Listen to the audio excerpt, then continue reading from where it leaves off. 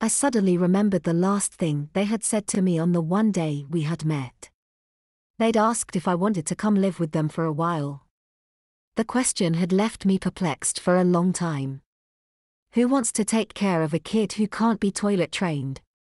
Maybe want is too strong of a term to use, but it seemed like they were at least willing to tolerate my incontinence.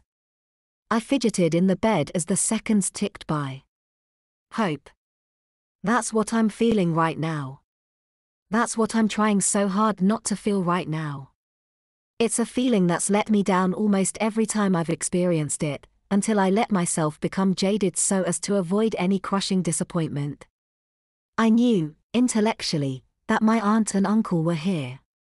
Attorneys aren't supposed to lie, or at least, not to their clients. Same goes for therapists and nurses. But emotionally, I wasn't prepared. I didn't know how to prepare for a moment where my hopes actually, really, came true.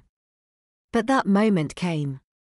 The attorney returned to the room a few minutes later, with my aunt and uncle closely trailing behind him. I didn't say a single word. I just leaped up from the bed, sprinted across the hospital room and flung myself into my aunt's arms so strongly that she nearly fell backwards. "Everything is going to be okay now," my aunt said. "Annabelle," the nurse said, trying to get my attention.